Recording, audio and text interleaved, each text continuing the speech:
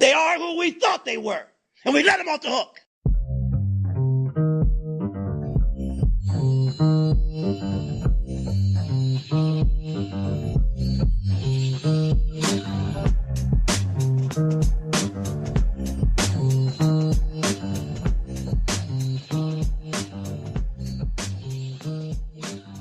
Welcome back. We're back for another week. We have not been shut down by the FCC, even though they don't have oversight over podcasts or anything random like that. Ooh, and the NFL hasn't quashed us either, so that's exciting, isn't it, Claire? Well, I mean, we're not doing them any favors, so it's kind of surprising. They just haven't discovered us yet, that's all. He'll put you on a 6-game suspension, just like Ursay. And a $500,000. No tweeting during those 6 weeks. Is that a actual stipulation? That is part of it. We'll get to that. Claire and Carlson show, there are many things you could put in your ears.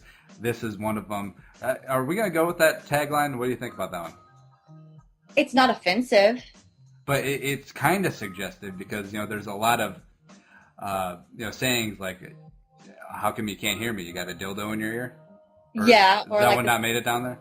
Well, no, I haven't heard that one, but like the Salt and Pepper song where they talk about do it to you in your ear hole, punk, or something. That happened. You're dating yourself. Salt and Pepper from like the 70s. Oh my God. I always date myself and you always make it even worse. Claire and Carlson coming to you on the Late Night Sports Network, LateNightSportsRadio.com. Follow them on Twitter at LN Sports Radio. We have a joint Twitter account now at Claire and Carlso. And that got interesting because all right, so I didn't want to put Claire Carlson because that sounds like a 14-year-old girl named Claire Carlson. Right. Or like we got married or something, and that ain't going to happen. So, and wouldn't fit. We can't do a plus sign. You can't do a slash. We can't do an underscore because that's already taken for some reason. We could do 2 underscores, and that would fit Claire and Carlson. But for now, it's Claire and Carlso. So there you go. So your last letter of your last name doesn't count, and it doesn't matter. Yeah, we'll figure it out because we just started the thing, and a lot of big things coming. And you're at ClaireBear23, which is an homage to Michael Jordan, and I'm at Purple for the Win, all spelled out, and a lot of crap on today's show. All the crap. Yeah, it's a crap load of crap. Football. Big boy college football season kicked off this last weekend, and Claire's Texas A&M Aggies are. Is it 1-0? That's what typically happens when you win the first game of the season, yes. After beating FCS South Carolina on Friday night. NFL season kicks off this Thursday with Seattle hosting Green Bay. That's very exciting. So this is going to be a very college football and NFL heavy show, which is good because no one likes baseball. No one. There's 0 people who like baseball. Well, do you know it's September 2nd and there's still 2 months of baseball for some reason? It's a travesty. I mean, if you go around and ask kids what's your favorite sport? I mean, baseball comes in like 97th, I've heard.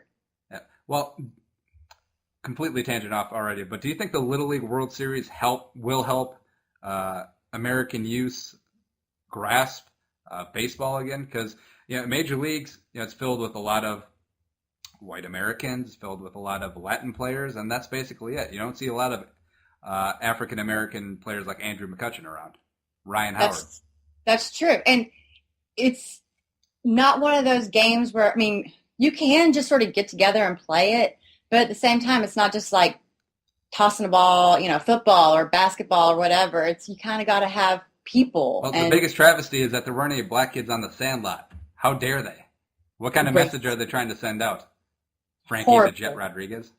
Come on.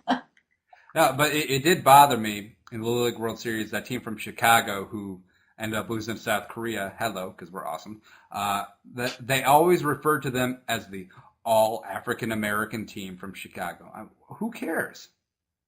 Who cares that they're all African-American? Why does it have to be pointed out on every single broadcast or every time they're referenced?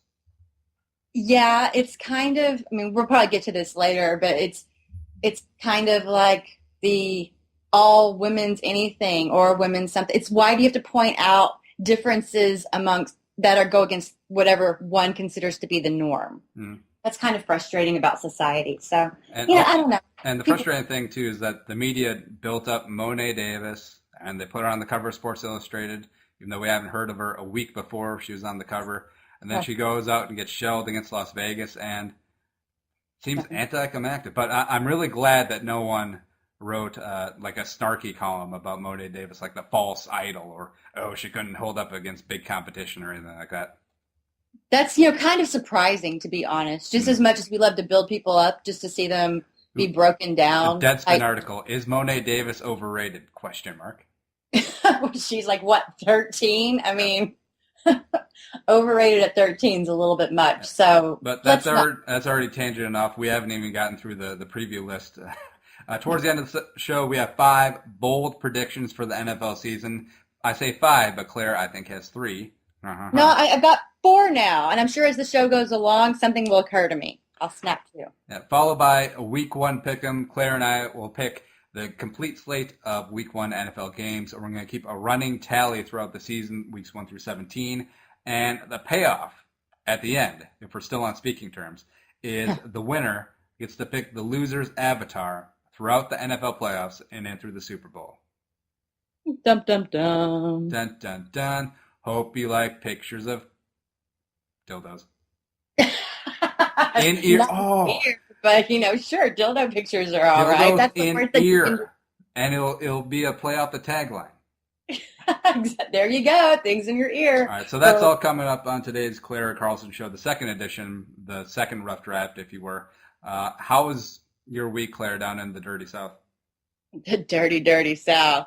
It's been a good week for me. I mean, we ditched a non-tiered quarterback for a third-tier quarterback in the backup position for the Texans. Oh, we'll definitely get to that.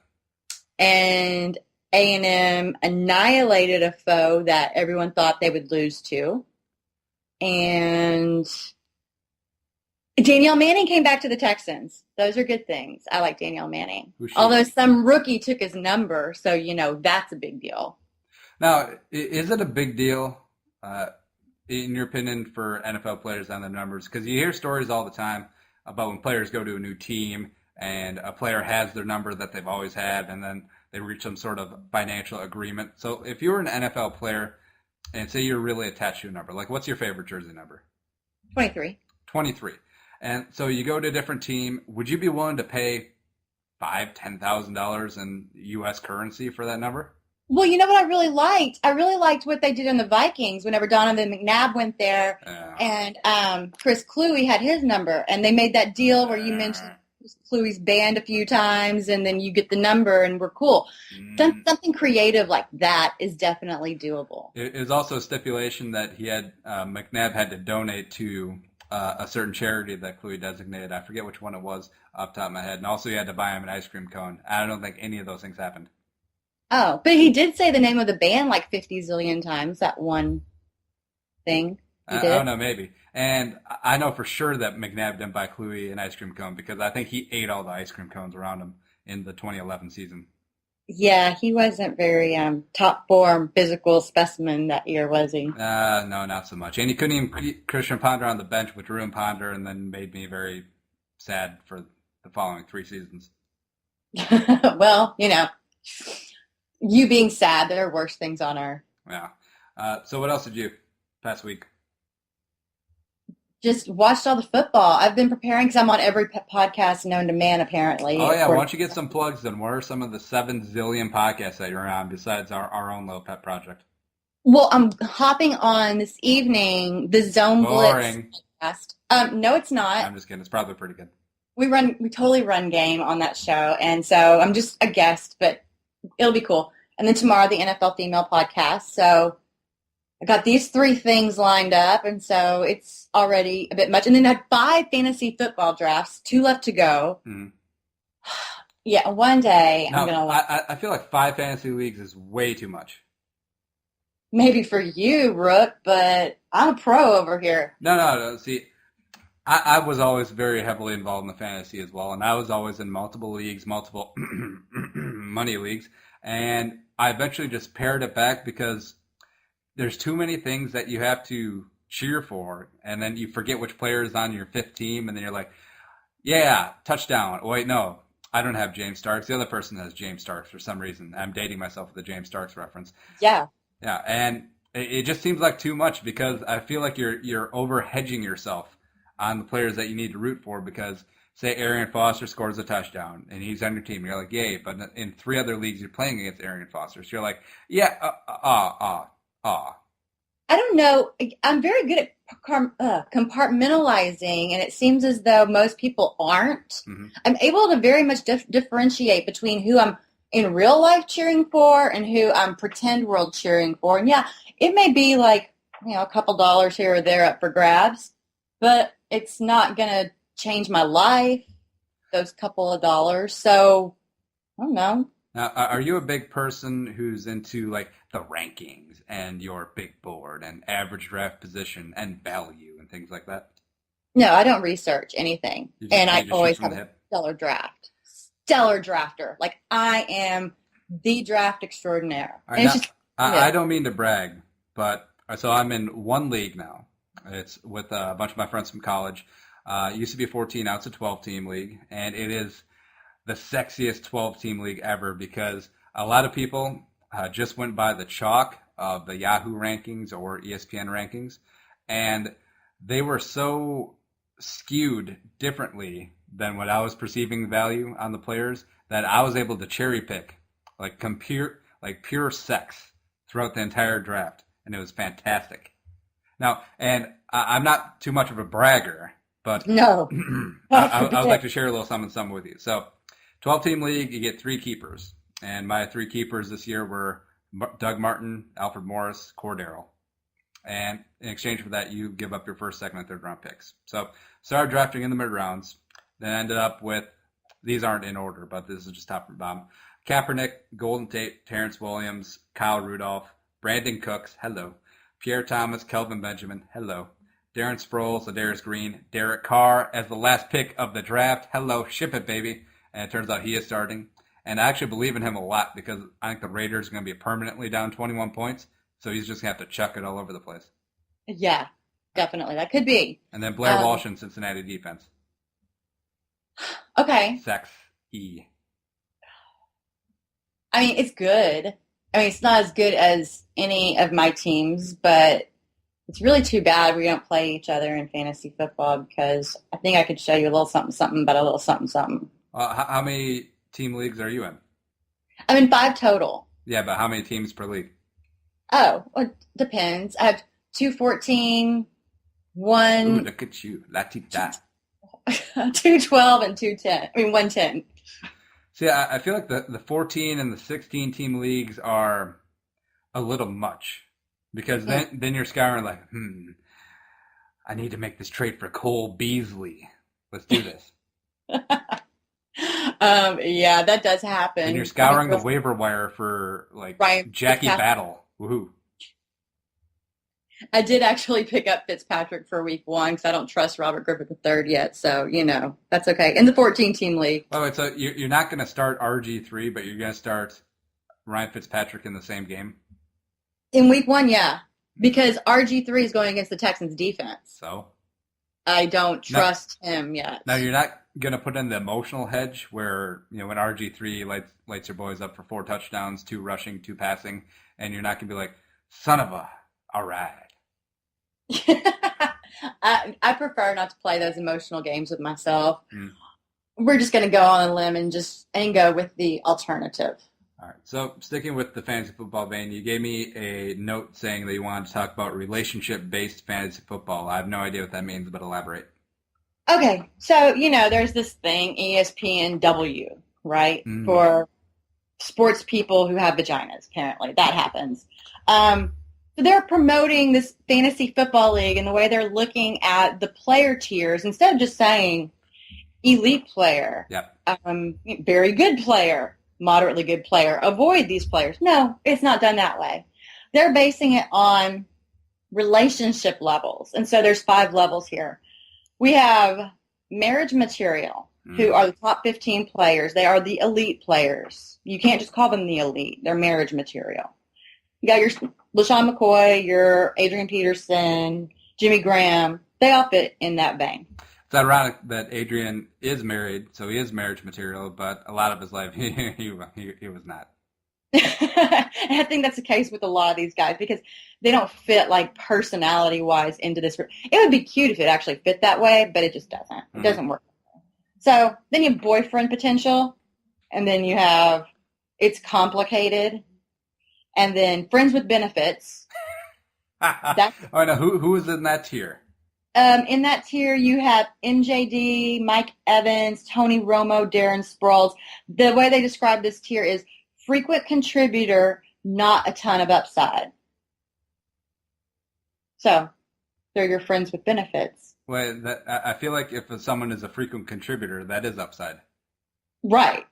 So it contradicts itself a little bit. And then you have your flirts, and then you have your one night stand. So it's all very classy too. I mean, let's keep it classy, ladies. That is but the thing is, extremely sexist and condescending and demeaning.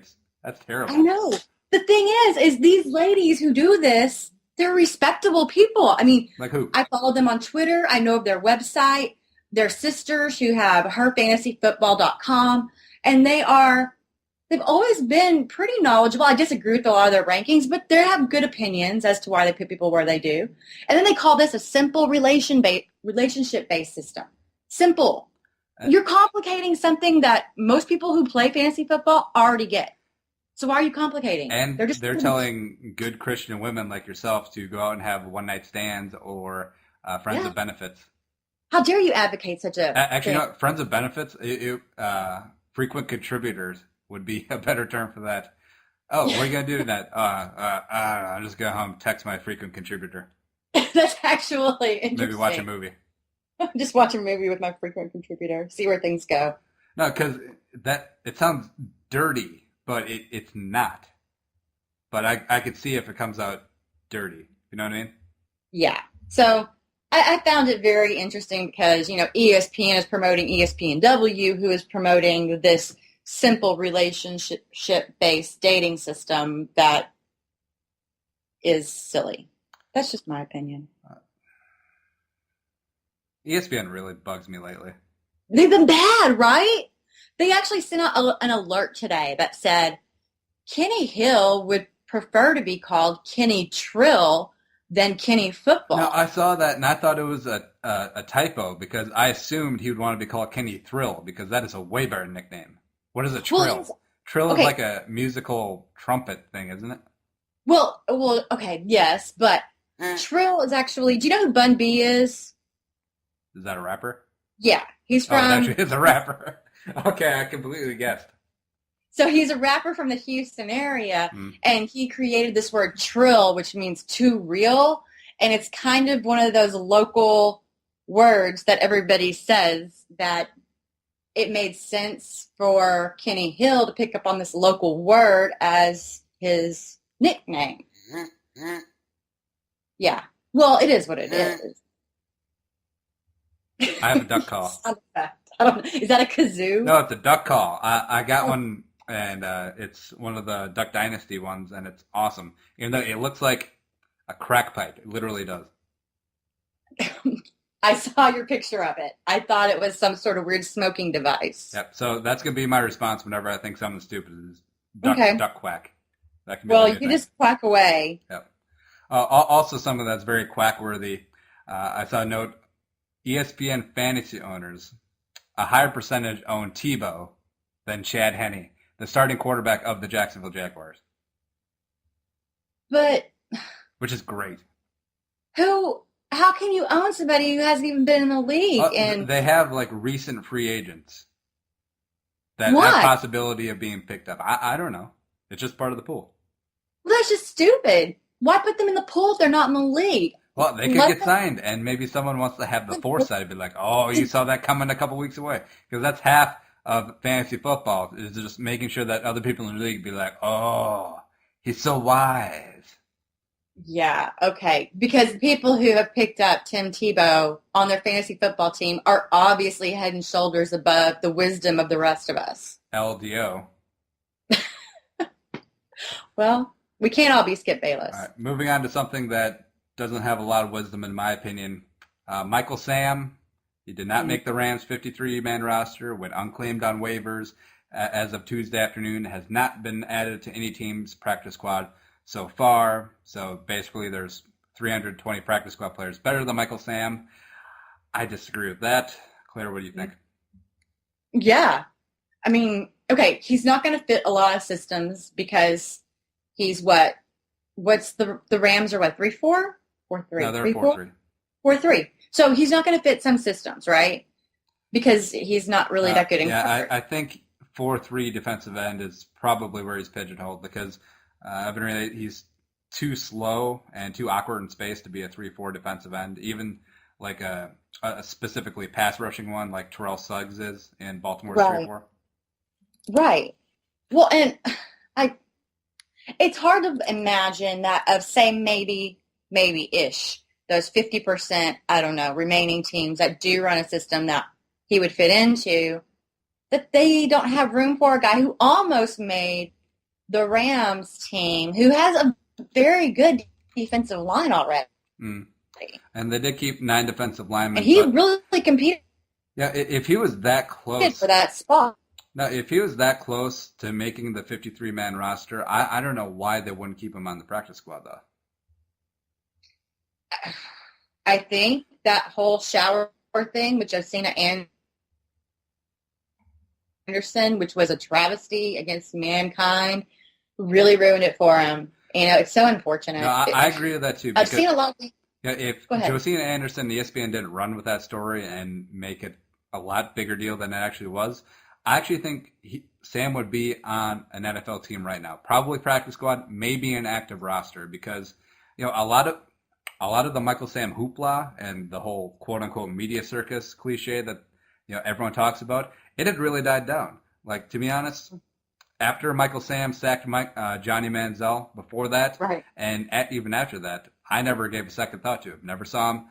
Big stories about him on ESPN. It wasn't like Tebow coverage, but then ESPN decided to run with that whole, but he doesn't shower because he gives the guy space until they're done showering, so it's not to make them feel awkward. And it was just so stupid. And I agree. I think that really did derail his chances of making an NFL team. Yeah, it really did. And I think you're right. I don't think that it became so much in the forefront of people's minds. But then you see someone in the national media on that 4-letter network again, who just keeps on flubbing things lately, and I don't understand it. But they go and make a big deal of it. And then the other players are uncomfortable because maybe they said something in passing, but they didn't necessarily mean for it to be offensive in any way. But it was taken to be like, oh, well, we don't ever shower with Michael Sam. But that's because I get off the field an hour after Michael Sam, and no one cared to mention that, or whatever the case was. So teams don't want to put their other players in that situation to where the media is going to target them to perhaps falsely represent what goes on behind the closed doors in the locker room. And, the thing is, when he was just trying to make the Rams, I feel like I said, the media hoopla did die down. But as he sits out there as a free agent, I think it's going to pick back up again. And, a lot of teams are going to be like, is it worth it for a practice squad player to be getting this much attention on our team? Probably not. Right. So I think they're scared all over again because of what ESPN has drummed up again just to create news. Because it's really sad what ESPN has become. They're basically just TMZ, but like I said, with the 4 letters now. And it's really sad to see what this network has become. It used to be great. Right. Absolutely. I used to go to sleep when I was in college. I would go to sleep with SportsCenter on, wake up with SportsCenter on, kept SportsCenter on while I was studying. And now you watch it and they find their controversial superstars or potential superstars. They're just controversial figures and they focus on them. They build them up and then they love to watch them crumble down. And they like to create the crumbling. And it's so much about the drama and the personal life that the rest of us just give us sports. Talk about what the players are doing on the field. And you want to tell us about who's showering with who. That's just uncalled for. Unnecessary. I agree. Like back in the day with Dan Patrick, Keith Olbermann on the desk, when it was actually a news organization, it was about the sports. But now they've gotten so big, and they've gotten, it's $1 billion industry. They're in bed with college football. That's really big too. And now it's about sensationalized journalism. It's about getting clicks. Click, click, click, click, click. Manziel, question mark. What does LeBron think about Manziel? Question mark. Right. It's true. So I try to not give them any of my business, but at the same time, so much of what we know about is funneled through their 4-letter worldwide headquarters in Bristol, Connecticut, that it's almost impossible to avoid the fact that they are who they are. That being said, I really enjoyed Deadspin. Deadspin, yes. Deadspin's awesome because they don't misrepresent what they are. Yeah, they haven't, and they're not afraid to call out anyone's BS. Well, didn't they become notorious with the whole Brett Favre picture down the pants thing? Yeah, pretty much. So that's who they are. They are a sports entertainment outlet. They're not supposedly covering the teams and their games and everything else. I also really enjoy awful announcing because they're very quick to point out the flubs that ESPN seems to make quite often nowadays. You know who else is good in that realm is Kissing Susie Culver. That one's really good. Mm. Love that site. Oh, yeah. I remember that. That was awkward with it. You got to tank Joe Namath like, yes. You're pretty. I want to kiss you. Can I just kiss you? But that being said, Michael Sam continues to sit out there. The ESPN hype machine sits behind him, which is unfortunate. And the CFL might be coming calling. Montreal Alouettes have claimed him, have his rights, have been interested in him. And you know what? If he doesn't get an NFL job, I hope he goes up there and kicks some ass, Cameron Wake style.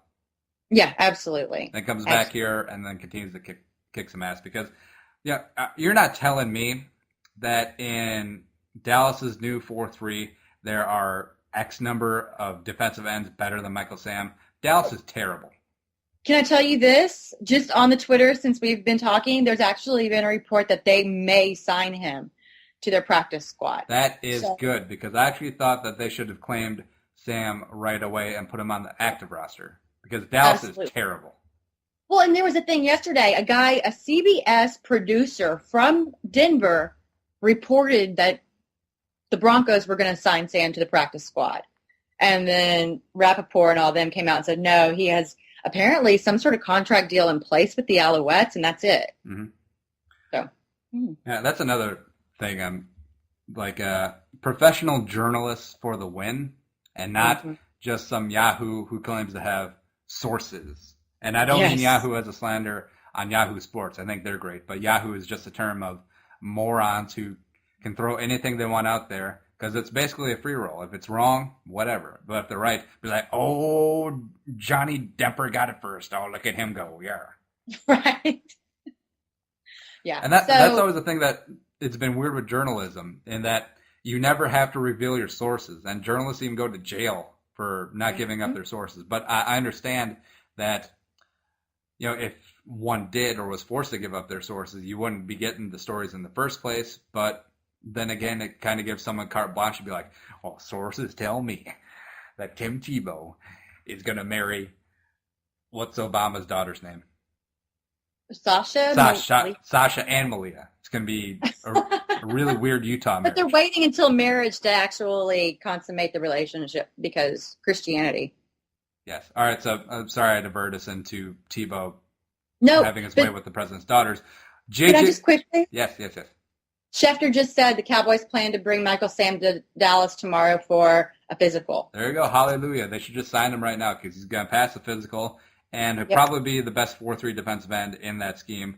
The dying Tampa 2, spare me. Decimated. Yes, they need him. Don't even get me started on the Tampa 2, because Leslie Frazier is the last bastion of Tampa 2 greatness, and the whole bend but don't break, let him...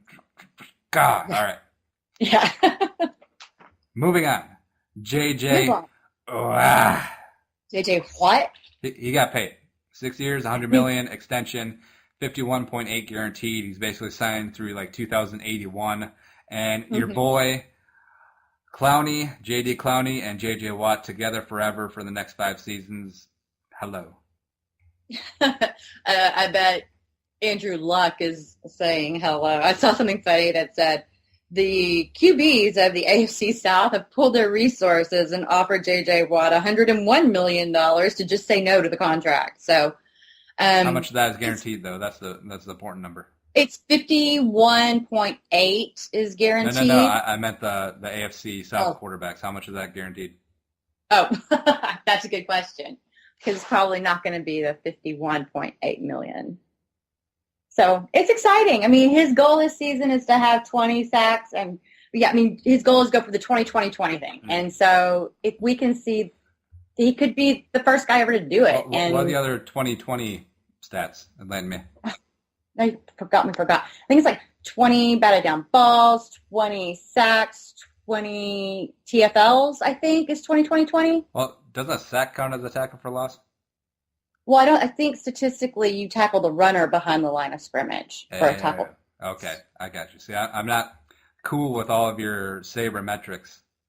Yeah, well, that's a product of being in Houston. Yeah, but it'll be perfully fine because Houston still doesn't have a nose tackle. Cushing will tear his ACL in about 15 minutes into the season, and you got no one on the back end. You needed to be interrupted there. You don't know about our nose tackle. Earl Mitchell? No, Earl Mitchell is gone. We actually had 3, and we had to let go of one because there wasn't enough space for him. Oh, there's not enough space for 3 nose tackles? That's funny because they're fat. I know. Yeah. That's a good point. That's actually, I'm really funny sometimes, and I don't even intend it. And DJ Swearinger will get suspended after 2 games? No. Give it time. He won't get suspended. He doesn't go for the head. Yep. It's not his thing. All right, but staying on J.J. Watt. Now, you're a known J.J. Watt hater, so how do you explain yourself? Hater. You're just trying to get me into deep doo-doo with my people down here, and I'm not a hater. And I do think that I understand he got contract envy and contract lust, but he could have got more money if he'd have played on this year and waited until next season. But he basically signed. He wanted the contract early. They got it done early. I think he could have been the top paid player in the NFL who wasn't a quarterback, but he wanted the deal now. He should have played out the 2 years and then signed with the Cowboys. Jerry Jones would have given him like $200 million, except he would have to cut him after 3 years and 5 restructures because he realized that he can't keep up with that cap, just like they had to cut DeMarcus Ware. Right. Exactly. This is why the Cowboys are bold prediction for the Cowboys. I'm just saying, stay around, folks. Got a big, bold prediction. God, they suck. All right, so we do try to go macro on the show, but there's a lot of news surrounding your team, the local team. Ryan Mallett, big Tex, as it were, lands in Texas for the 7th rounder to the Patriots that could turn into a 6th rounder. And I don't know, what do you think? Okay, he's never done anything in the NFL, Ryan Mallett, but O'Brien, the head coach, and the quarterback coach, George Godsey, they were on the staff when Mallett was drafted, and maybe, just maybe, they see that they can do things with him. Now, on the detracting side of that, well, if they really thought that he would be that great, why didn't they try to get him into training camp earlier so they could work with him and why weren't they willing to give up more? Because they were blinded by Fitzmagic. What? Do you remember that first preseason game? Oh, my God. I thought we were all going to die. 2 INTs. Anyway, Fitztragic. He's here. He's the starter, and he may make timely mistakes, but he doesn't put up terrible numbers, which is why he's not a terrible fantasy option. Except for when he gives it to the other team, which is quite frequently. Yeah, that does happen. But I don't know. He's better than some. Anyway, Mallett. So he's the backup, I guess, and a lot remains to be seen. I'm not going to make any bold predictions on that one. Now, is the reaction down there been like a hometown boy coming home, even though he's basically from Arkansas, Texarkana? Texarkana, yeah, that's kind of far. That's closer to Dallas, but he's Big Tex. Big Tex. He is a big boy. 6'6". Yeah, he's huge. And he has that big arm, but I don't know. I don't have a lot of faith in him. I do know this. He's better than Case Keenum, and I don't know what happened that the Rams decided Case Keenum would be a good option because he's going straight to their active roster. He's not on their practice squad, even though he's eligible. Jeff Fisher's doing stuff with Case Keenum these days, so whatever floats your boat. Case Keenum gets a job. Tebow chilling on the sidelines. You would For think. now, until Sean Hill gets injured because he's like 90 years old. Even though I like, Is that how even though I like Sean Hill. He's 34. Okay. Yep. And then who else do they have? They have the kid from Southern Miss. What's his name? I don't know much about the Rams backup quarterback. All right, it doesn't matter. Then they got Case will be Case, and then all of a sudden, Tebow time about week 9 when the Rams are like 4-5, maybe still in the hunt. Well, I mean, their defense could definitely carry him some. They're going to be really strong defensively, I think. So, I mean, they didn't have a horrible season last year without. Now, with Ryan Mallett, would you say before or after Week 5, the big showdown at Dallas at Jerry World, before or after Week 5, will your boy get his first NFL start? This is really hard because it's hard to be objective because you're so close to it and you just hope so badly that Fitzpatrick doesn't crap the bed and require himself to be pulled. Let me just point something out to you. Please do. Something that you may have missed throughout this. Okay. He's Ryan Fitzpatrick. He's terrible. He won like 2 games for the Bills and then they gave him like $60 million. And then they were really good games though. And also, Ryan Fitzpatrick, and people will say I'm making excuses, but I don't really like him enough to make excuses. I'm just trying to be objective. He has never really been surrounded by talent that surrounds him on this team.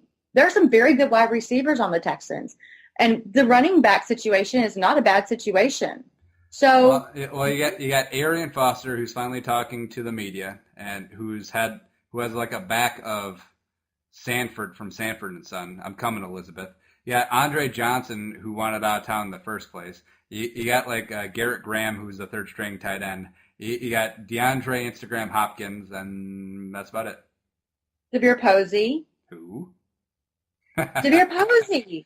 You know who DeVere Posey is. He's awesome. He was in Ohio State. No one wanted to draft him because he got some tattoos or something, and the Texans took him, and he actually has a lot of potential. He broke his ankle, or his his Achilles. It started with an A. And now he came back, and he could be something. Probably broke his ass because the last good wide receiver to come out of Ohio State was Chris Carter. Hello. Well, he was so horrible. That's like when people say there are no good quarterbacks that ever came out of Harvard. Well, you know what? Before Roger Staubach came along, there were no good quarterbacks that came out of the Naval Academy, but look at him. I mean, I'm not saying any of these players are Roger Staubach, but you can't say because it doesn't happen all the time that it's not going to happen. Roger Staubach was system quarterback. Tom Landry will tell you. Plug and play in that offense. Well, he plugged and he played, and he won. So plug in Danny White and repeat. Well, I don't care. Roger Staubach still got it done. He was still there. All right, so back to Mallett, Big Tex.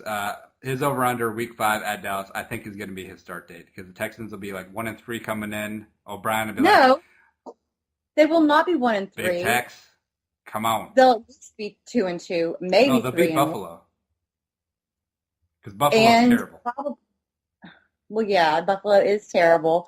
But they also are playing the first week, they're playing the Redskins at home. Okay, that's something. Second week, they're playing the Raiders and Derek Carr, who's going to get his poor little young noggin knocked in the dirt again because the Raiders play on a baseball field. And then they play the Giants and then the Bills. I mean, there's a good chance coming out 2-2, 3-1 from those 4 first games. So the 1-3 Texans roll into AT&T Stadium. You're calling me a liar. Start a Big Tex. I remember Gunslinger, this. First game. You know what? When Mallett was at Michigan and then he left because Rich Rodriguez came in, I would have loved to see Ryan Mallett run the Denard Robinson offense. Oh my God! Shut up with his big old gangly self. His Ryan Mallett with his like 8.240 running the read option. That would have been horrendous. Pull it down, big man. He's got green pasture for like 30 yards, only gets a 2-yard gain. You think of the most crazy scenarios, and I don't know where they come from. Yeah. But the craziest scenarios is we're going to take our first break ever of the podcast since we did that. We went straight through last time. And Claire and I will be back talking college football right after the break.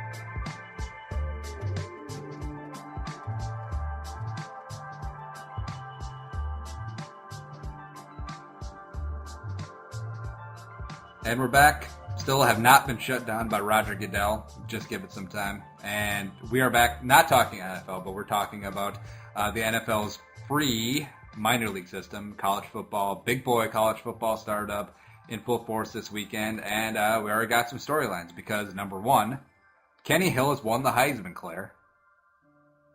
Okay, well, I mean, you might have to take that one up with the Georgia running back fans because they got something there, too.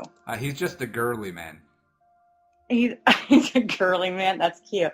I mean, he's, after one game, it looks like Kenny Hill and Mortal lock be in the conversation. Oh, my God, they're locked. Okay, so, you know, it might happen. It'd be cool if it did. I mean, he did score a school record for passing yards, and he did, which was previously held by his predecessor, Johnny Manziel. So that's kind of a big deal. Yep. And just to recap, he did lead the Kevin Sumlin and Texas A&M Aggies over 21st ranked South Carolina in Columbia, 52-28, and the score wasn't even that close. No. Hill was 44 of 60 for 511 yards, 3 touchdowns, no picks. Oh, also, dual threat, 5 yards and 7 rushing attempts. Hey, 5 yards. I mean, it was exciting. He didn't make any mistakes. He didn't get sacked, did he? No, he didn't get sacked. He ran game over South Carolina, who Spurrier hasn't ever had what happened to him Thursday night. He did at Duke. He did with the Redskins. That doesn't count. That's a long time ago. 2003. Oh, you know what's real random? You know who's the defensive coordinator for Spurrier those 2 seasons he was in Washington? Who? Current Vikings defense coordinator, George Edwards. I'm sorry. No, it's really random. Plus, I think he's probably learned a lot in that past decade. He hasn't had a coordinator job since, really pretty much a linebackers coach, and he's basically just going to be a rubber stamp for Zim, so I'm perfectly fine with it.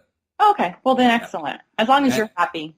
And speaking of George, Todd Gurley, you mentioned, had a big day for himself as well, including a 100-yard kickoff return, which could be his Heisman moment. And it's been a while since a running back has won the Heisman. But I think Georgia is set up really well to make a run at this mother because, you know, they beat Clemson 45-21. That's another thing. Clemson sucks. We need to stop treating Clemson as a premier team because they always S the bed whenever they come up against top competition. Like, remember when they played Florida State last year? Yeah. Awful. Yeah, so, Dabo, awful. Sweeney, you gone. And also Chad Morris, supposedly offensive innovator, you suck too. So that's my ACC football take. But Georgia, It's set up pretty well because, they're in the SEC East, and this year they avoid playing Alabama and LSU from the SEC West. So their schedule is pretty favorable. They kind of lucked out, and now they're ranked 6th in the country, which I'm not a big person for rankings, but I mean, they did show out versus Clemson, and they do look like they're going to be definitely competing in the East. So they do get to play Auburn, which will be big. So that's something. Now, see, I probably should have adopted Georgia as my official SEC team instead of Vanderbilt. Well, it was up in the air because, Tarkenton's from Georgia, Blair Walsh is from Georgia, but then I was like, no. Weren't feeling it. Yeah. They're Bulldogs, which that's probably, if I was able to pick my favorite team, Bulldog would be the best mascot ever. They're just really cute. Have you ever tried Red Dog beer? No, I've never, no. It's, all right, so I got a friend who loves Red Dog beer, and it's just really cheap, crappy college beer that you can get a 30-pack for like $9 still. Okay. And I don't know, that's really random. That is. So Red Dog beer is something I should look at? Is it like good? Or see, it's not that good. And plus, I don't even know if it's a regional thing or if it's national, but who knows? That's a tangent enough. It's brewed in Wisconsin, so it's kind of close to you. I don't know. Yeah, probably not. Let's move on. Ohio State. Yeah. They ain't going anywhere this year. They looked awful. I mean, against Navy, your boy Starbucks alma mater. I know, right? Maybe they heard me talking about him. I don't know. But, I mean, yeah, Braxton Miller's hurt, but you really expected definitely more from Ohio State in that matchup. TJ Barrett is not Braxton Miller. Heck, he isn't even Kenny Guyton. No, he's not. Kenny Guyton was born a year too early, because if he was here now, he'd be running this thing, and they wouldn't be down 7-6 at halftime to Navy. Do you think that Urban Meyer's head did full 360s in the locker room after that game, or what? I don't know. Oh, I bet you he was really sad and eating pizza on a golf cart, at the end of the bowl game against. They lost to Clemson in the bowl game, didn't they? Yeah. Oh, there you go. Oh, yeah, that was Sammy Watkins coming out party. Oh, yeah, right. Dabo, and Chad Morris, you ain't so creative when you know Sammy Watkins. Yeah, he's kind of something. Yeah, or Taj Boyd, who was actually a decent college quarterback. He was good in college. Some guys just don't translate. Some guys are system guys. They don't translate. Yeah, kind of like Tim Tebow. Kind of like maybe Johnny Manziel. Yeah. I don't know. I'm starting to. Ooh, that's a hot take. So Johnny Manziel, system quarterback. Someone made him, not the other way around. I'm starting to question it. I mean, okay, regardless of the system, Manziel makes plays that are not makeable unless you're Johnny Manziel. So the NFL has that part of him. But he was put in a position to succeed by one Kevin Sumlin. And I think that's evident because Kevin Sumlin had Case Keenum, who was, the most prolific passer in Conference USA history, which Conference USA, okay, fine, I get it. But then Kenny Hill's coming out party was kind of major. And Kenny Hill's good and all, but I don't think anyone saw that coming. Now, we're trying to keep this show macro, but we keep coming back to your hometown teams. Well, my teams are the most important ones, dang it. Yeah, except for the Astros. Yeah, we lost a really good guy, and okay, we don't have to talk about it. By the way, Kenny Trill is a stupid nickname. I'm just going to call him Bobby from now on. Why can't we just call him Kenny Hill? How's that? No, Bobby Hill. Oh, Bobby Hill. Okay, got you. Damn it, Bobby. Damn it, Bobby. Really great. All right, so some other college football highlights. Wisconsin kind of vomits all over the place, which was great seeing, by the way. They ended up losing 28-24 to LSU in your neighborhood in Houston at the NRG, formerly Reliant Stadium, and it was great because they gave up 17 unanswered points, and Melvin Gordon only touched the ball 2 times in the second half, and it was beautiful because I thought it was going to be a Wisconsin blowout. I'm so happy. They shouldn't have lost that game, dang it. They were in it so many times, and then would make a stupid mistake, and they'd give it back to LSU. And, you just can't give Les Miles those opportunities. They just gave it to Les Miles is the luckiest coach who's ever lived. People just give him games. And that's all I'm going to say about it. It's the magic of the white hat. He's awful. And see, the thing is about Wisconsin having your leading rusher not only touch the ball twice in the second half. Why? What is with that? And your quarterback stinks.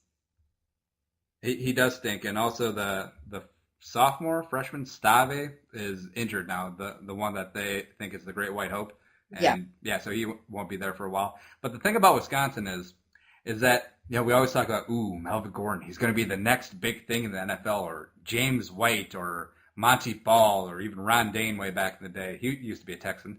And you always talk about this Wisconsin running backs who could be the next big thing, except they never pan out in the NFL. That's because I think, look how many Wisconsin offensive linemen are in the NFL. The O-line makes those people. I could probably run for 1,000 yards a season behind that offensive line. But you don't think Monty Ball might be something this year with the Broncos? Maybe. Except then again, he might just be the product of being in a great system. Because, no Sean Moreno was nothing to write home about until last season either. Fair enough. But he's going to be good this year. He's looked good with Miami so far. I'm just saying. That's all. Yeah. But see, Wisconsin, and then they run like the 7 offensive linemen, 9 tight ends, 1 quarterback, and then a running back dotting the I. It literally seems like they have 17 blockers on the field. 17 blockers. That's nice. And all those mofos look like the giant, or not the giant, the mountain from Game of Thrones. You know what I mean? They're like all J.J. Watts. Know what I mean, Bern? Didn't J.J. Watt, didn't they recruit him to be a left tackle at Wisconsin? Or was that his first step? Was a walk-on, and I believe he was a tight end. And then they said, no. We need you on the other side of the ball. And I think he would have been an awesome tight end. Well, I'd rather him be my defensive end, so, whatever you like is cool, I guess. Well, J.J. Watt would be a better tight end than your current Badger tight end, Garrett Graham. Well, yeah. You remember in the Pro Bowl 2 years ago where J.J. Watt split out and then they had him run like a slant and he looked so gangly and awkward, but you could tell that he had like the raw physical skills. Yes, I remember that. But now that we have C.J. Fedorowicz and he's going to be something, so cool your jets, bro. He a Hawkeye. Moving on in college football, Baylor blew out SMU 45-0, opening up their home opener at the refurbished stadium. Also unveiling the RG3 statue, which we'll rant on a little bit later. But Bryce Petty, they're up 31-0, and he ends up getting 2 fractured vertebrae. Mm-hmm. And he's still going to play. It's not his vertebra. It's like it's some transverse something or another. Either way, it sounds terrible. Oh, they do not pay these kids enough. I know, right? They get paid. Yeah. I mean, I don't know. And we'll specifically address college athletes getting paid on a different show because it seems to come up a lot. I think they should get a little something. But when these kids like Shabazz Napier saying, man, I go to bed hungry at times. Where are the boosters? Where are the $100 handshakes? That's when the school presidents need to be going like, hey, boosters, you need to step this up. We got a great thing going. Well, yeah, Arian Foster's saying he was calling his coach one night because he was starving and he didn't have any money, and his coach gave him money to go buy some tacos. I mean, are they living like that? That's a very Arian Foster thing to do. Huh? That's a very Arian Foster thing to do. Go find tacos in Knoxville, the barbecue capital of the world. Well, he's a different cat. He grew up in Southern California and New Mexico. What do you want from him? I suppose. Don't judge him. He's my everything. Namaste. Yeah, but where are the boosters? Where's the walking around money? Where's the $100 handshakes? Where's the envelopes of cash? And they're playing SMU, which is even more ironic since they were shut down for the death penalty for paying athletes. Where are the boosters, Claire? If I was a booster, my guys would never go hungry and have to beg for tacos. Yeah, because the rumors with Cam Newton and his dad, Mississippi State offering him like $230,000. That's a lot of top ramen. Me eating top ramen, I'll be eating steak every night. You might end up broke though. That's okay. Kids like to live large. Be in top athletic shape though. Yeah. And we'll see. Speaking of living large and taking benefits, Jameis Seamus, Florida State 37-31 win over OSU at the Jerry Dome. And it's a lot closer game than people thought it was going to be. At first, it looked like it was going to be a bloodbath. It did, and that one run Jameis Winston had where he hurdled that guy, that was an amazing run. I mean, I know he didn't play that perfectly throughout the game, but man, that was a good run. And see, I think Jameis is another one of those, like you mentioned earlier, great college quarterbacks isn't going to translate well to the NFL because I feel like his delivery is just so long and awkward. He looks like Jameis Leftwich out there. Yeah, really? We don't know. We wouldn't know that you believed that, Andy. Or no, but yeah, you do see it. I mean, James Tebow. That seems even more appropriate. It does concern you. I mean, it makes you wonder how much he can do of it in the NFL. But I guess the Tebow experiment and the RG3 experiment are going to show us a lot. And did I say Tebow or I meant to say Manziel? What's wrong with me? Those experiments are going to show us a lot about what guys like Winston can do in the NFL. Every time Manziel runs around, I want there to be like the Benny Hill music, like or like very fast-paced banjo music. I felt the same way about when Brett Favre was running around back there. That's just Brett Favre being Brett Favre. You sure do have pretty lips. Yeah. Speaking of pretty lips, cupcakes.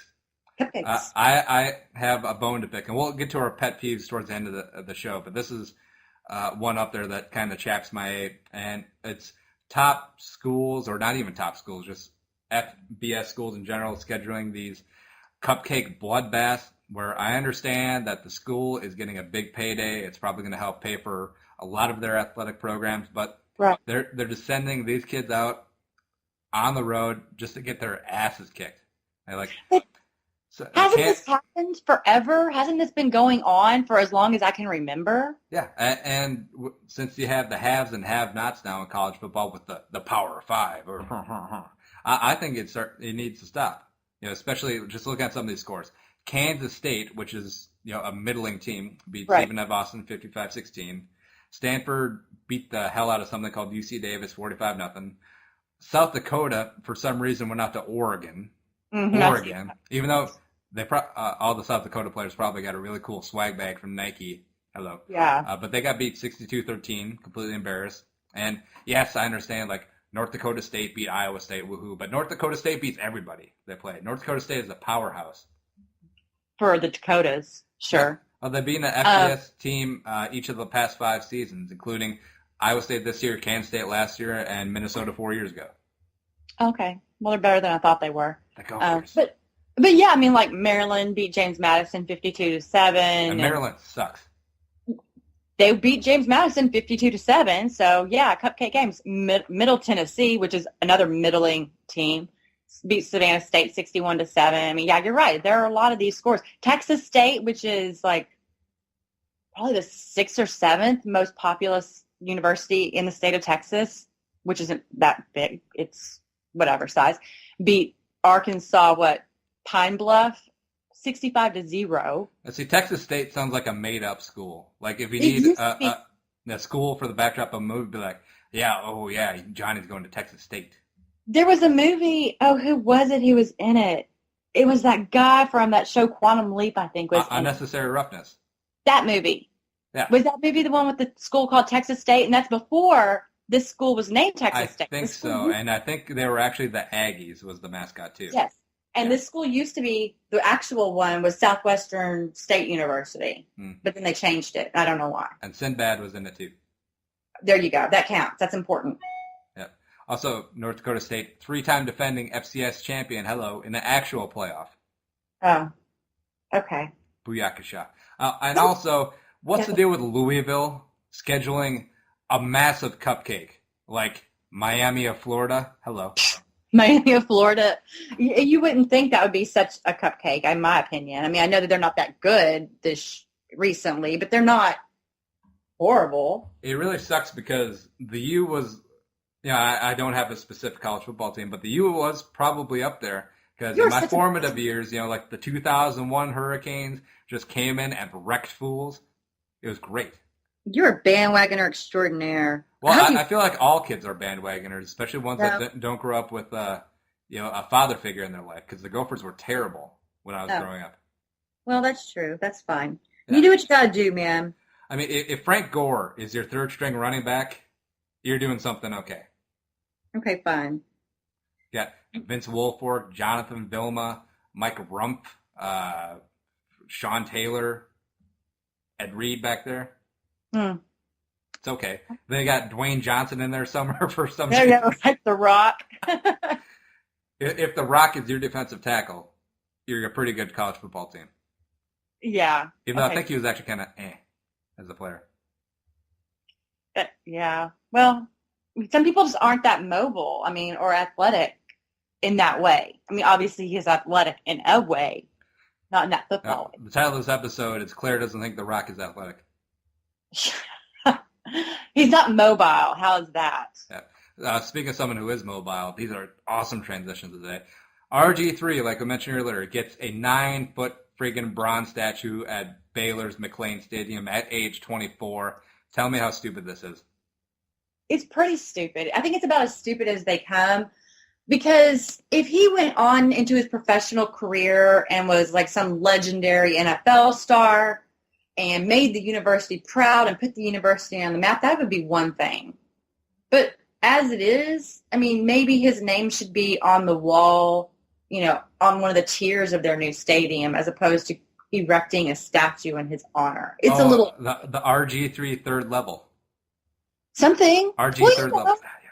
College stadiums will often have very, notable students, former players or whatever. Their names will be on those tiers or something. Well, see, I have a problem in general with the whole statue thing, because it's almost like you're making an idol or a deity of another human being. Well, he kind of is a deity. What's that? There. He kind of is a deity there. Yeah, I understand he put Baylor on the map, first Heisman Trophy winner, yada, yada, yada. But, there's a lot of life to live. I mean, If they did this in 20 years from now, recognizing him, like 25th anniversary of RG3, bringing home Baylor's first and only Heisman Trophy winner. Oh, the tears. And RG3 rolls up in a wheelchair because the NFL has broken him. And that would be fine. But there's a lot of life. And, people can make mistakes. Because, what if USC put a statue of OJ out at the Coliseum, 2 years after he was out of school? Right. Because who knows? I'm just saying. That statue coming down.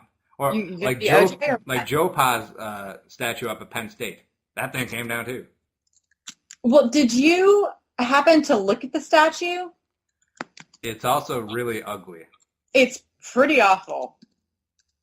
And let me also say this about Baylor.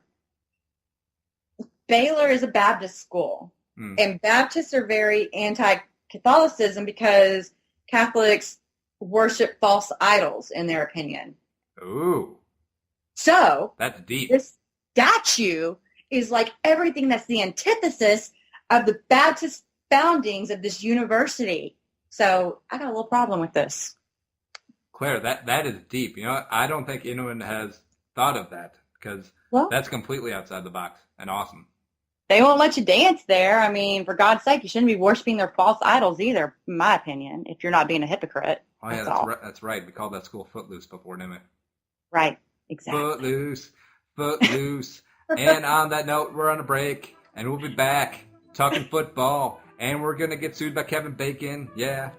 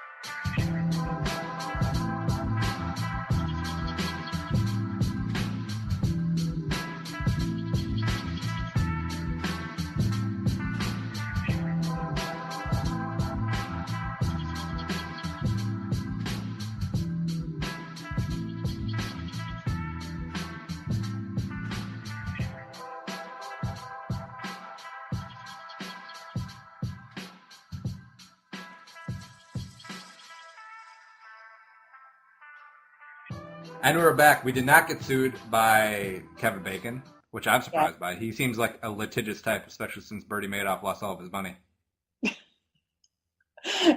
That's a weird correlation, dude. That might be too soon. But we got to get into it. Ray McDonald arrested Sunday on suspicion of felony domestic assault on his pregnant fiancée. And this 3 days after Goodell announced new domestic violence punishments for players, 6 games for first offense, lifetime ban for the second offense. And Ray McDonald, lead example. You're about to be made one, buddy. Claire, I know you have very strong opinions on this, especially in the wake of the Ray Rice thing. And I know that you could not go off on the Ray Rice topic. So I just want to give you the floor. Just kaboom. Okay. I mean, obviously, we have to wait for the justice system to take its course. Now, are you a woman, Claire? Typically, most of the time, I think. Proceed. Okay. Let the justice system take its course. But the fact of the matter is, the man is being accused of beating up his very pregnant partner, girlfriend, fiance, something to that degree. Fiance. And yeah, and it's 4 days after the NFL announces its new scenario for domestic violence. Mm-hmm. Harbaugh himself has said that this won't be tolerated. What does he say? If someone physically abuses a woman and or mentally or physically abuses or hurts a child, there is no understanding. There is no tolerance for that. Yep.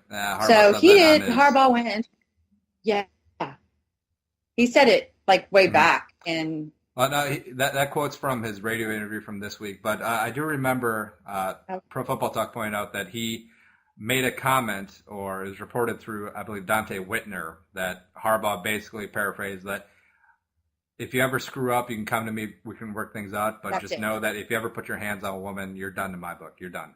Yep, that's what I was referring to. Mm. So Ray McDonald's 30. He's got arrested in San Jose. His fiance claimed he was hitting her and tried to pull her out of the house. She's 10 weeks pregnant and she refused medical treatment. So the fact of the matter is where's the proof? We do have to let the justice system take its course. But at the same time, if this guy is hitting his pregnant fiance and he knows she was pregnant, which, okay, obviously you shouldn't hit a woman anyway. But if you know she's pregnant and then you're hitting her still, I mean, come on. All right, so back on a more fun topic, we got Jim Irsay, the Twitter master himself. He pled guilty to operating while intoxicated for his March 16th arrest, where he had oxyhydrocodone in his system and on his person, bunch of it, and about $30K in cash. So now NFL actually acted pretty quick because that guilty plea was put in today, and today Irsay was suspended 6 games and $500,000 for pleading guilty to that OWI. So Claire, suspension, enough, not enough? What do you think? I think it's good. It's a first offense, okay? He hasn't been convicted of this before. And he deserves a harsher punishment than a player because he is way more influential in how the league is run than a player is. Mm-hmm. How do you feel, Andy? I don't get the suspension, and also, but I do get the social media ban for those 6 weeks. That is kind of funny, but yeah, $500,000 is probably fine. You know, in the grand scheme of things against players, you know, a lot of players are like, oh, that seems excessive, blah, blah, blah. But I actually think a lot of players should be happy to seeing that owners are held to the same high standard that the players are.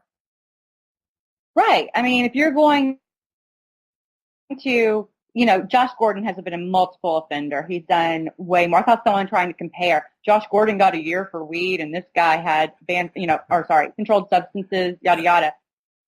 It's not the same. They're not in the same situations, and Josh Gordon is a multiple-time offender.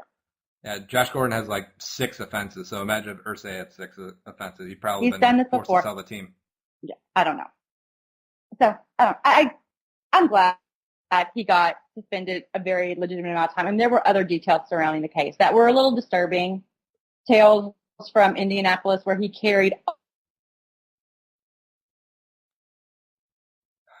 all of that money for reasons of whenever he would get into minor fender benders because he insisted on driving himself around.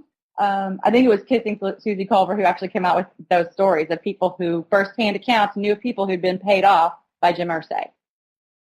Yeah, and plus, when he showed up to Colts training camp, he just handed out $100 bills like he was big and rich. Yeah, what was that? I thought it was... I think it was a really rubish attempt to cover up why we always carry so much cash. It's like, oh, look, or even make light of the situation. Like, oh, this is why I carry so much cash. Here's $100, gentleman in a Brian Fletcher jersey. I just always carry this much money around in case I see a group of people that looks fit for me to bestow. Or in case I plow into a minivan while high on oxy. Giddy up. Those are actually stories out there about him doing this. Is it high when you're popping pain pills, or you're kind of low, aren't you? Numb. Good question. I mean, I would probably venture to say someone in a situation where they're popping pain pills for fun would just call it effed up. Official question of the week: do you get high on oxy or hydro, or do you get low? Yes, please, audience, get back to us with your responses. You may.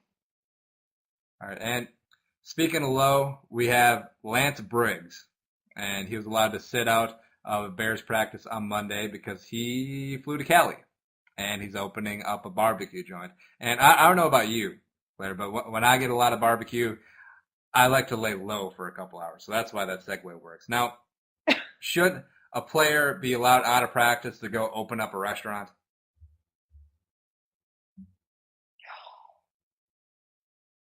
Maybe if it's really good.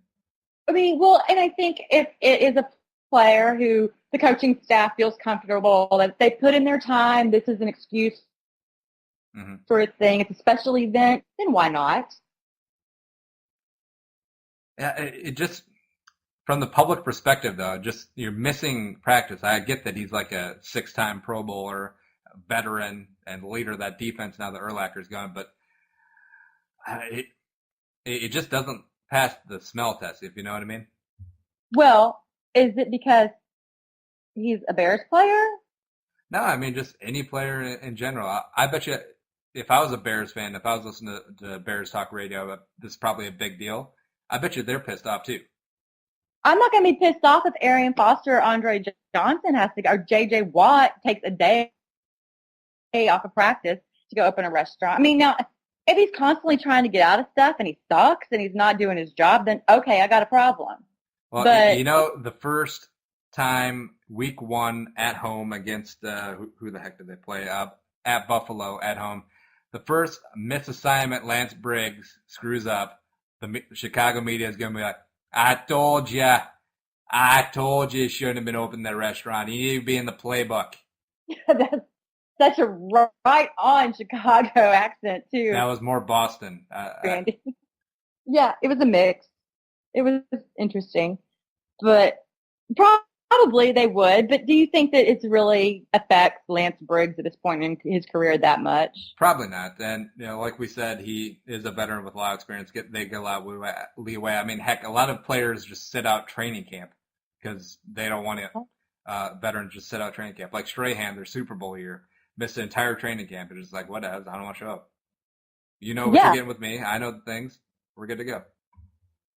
So, it could be worse. And he does not have a history of letting his team or players down. Yep. And speaking of not letting your team down, Tom Brady, the terrific Tom Brady, one of my favorite quarterbacks of all time, when asked how long he plans to continue to play, he said, quote, hopefully I can do that for as long as I can. When I suck, I'll retire. I don't plan on sucking for a long time, end quote. So maybe that's why Ryan Mallett wanted to get out of Dodge, because Brady ain't going out anytime soon. And, my boy Jimmy Garoppolo, he might not have gotten the field since Brady might play till he's 50. He's your boy, Garoppolo is? I didn't know that. Jimmy Garoppolo. In fact, I'll even play the sound drop right now. because Jimmy Garoppolo was one of the quarterbacks that I really wanted the Vikings Oh. draft in like the second, third round. Well, would have been in the second. Patriots picked him up in the second. But, I'm perfectly happy with Teddy, as I've said on many occasions. But Jimmy Garoppolo, that man, he's good looking. He's a good quarterback. And I think we could have done great things. But he's got to get a chance to sit Aaron Rodgers style, maybe 3 or 4 times Aaron Rodgers style from the sound of things. Well, because, it's going to take a lot to get Tom Brady off that field. And it's going to take him getting sacks, throwing interceptions, making errors that are not Tom Brady-esque to get him off the field. And I don't foresee Belichick having the nerve in that relationship to tell Tom Brady, okay, it's Jimmy's turn. We need you on the bench. We need you holding the clipboard, buddy. No. See, the thing is, with Mankins that we just saw, Belichick ain't afraid to rip the cord when he thinks that a player is towards the end. He did that with Richard Seymour, did that with Ty Law, Lawyer Malloy too. And Okay. I don't think he's going to be afraid to do that with Brady. I really don't. Okay. Well, do you not think maybe that he's nervous about Gronk long term and he really wanted a really good tight end? And I don't know if you looked, but Mankins is a 5 or 6 time All-Pro. And he was an All-Pro in 2013. He's not like on his last leg. He's no slouch, but he really wanted that Tim Wright from Tampa. I know. It was actually pretty decent. He was on the fantasy radar. Wright was a Rutgers guy, and Shiano and Belichick are like BFFs, so that could have had something to do with it too. Yeah. I don't know. I just think that they don't have faith that Gronkowski can stay healthy or maybe will be healthy. I know that Gronk has said he'll play week 1. Did the team actually say Gronk would play week 1? I hate calling him Gronk. Gronkowski, is he playing week 1? The team has not. Why don't you just call him Fred? No, damn it. Rob. I was trying to, I call him Gronk, and he's known as Gronk so much, I actually forgot his first name. Yeah, no, it's hard. Well, and there's several Gronkowskis, at least a couple of years ago. Like they were Chris Gronkowski, who used to be a fullback for the Bears and the Browns, or not the Bears, Cowboys. And then there was another. Yeah, there was another. And I think there's a younger one, too. There you go. They don't stop. They'll just put their seed in everything and make all the Gronkowskis everywhere. So, anyway, I don't know that they have faith in him long term. Well, one of the conspiracy theories is that Brady, when he last redid his deal, is that he took a lot of the money up front, and then his later years of the contract are very team and cap friendly in an effort to stave off being Belichick, being a veteran cut off right at the tail end of his prime when he still got a little bit something left. Because I don't think Brady wants to leave. Right. No, I don't think so either. And as long as they're in AFC championship games, then he's not going anywhere. Oh, by the way, Rob Gronkowski's full name is Robert James Gronkowski, according to Wikipedia. Oh. That doesn't help me. I just want to call him something like you. Bob Jim Gronk. Bob Jim Gronk. BJBG. There you go. Okay, we'll go with that. I've already forgotten what it is. Yeah, but we'll get more into depth with Tom Brady in our segment, 5 Bold Predictions, Claire. All right, so I tasked you to come up with 5 very bold, very hot takes coming into the season, and we're going to reveal them. We'll just go one by one. I got 5.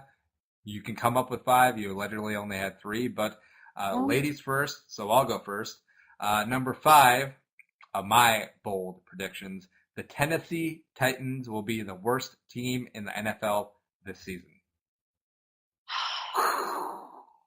Blowtorch. Okay, you can't trust what they have at quarterback. Their first-round draft pick is questionable in terms of personality and what he will do on the team. Their receiving core is thin at best. Kendall Wright. Woohoo. But Justin Hunter is the next Randy Moss. No, he's not. And Nate Washington is a guy. He is just a guy. He is a jack. Their defense. Taylor Thompson. The pride of SMU defensive ends turning into tight ends. J.J. Watt's wet dream is going to step it up.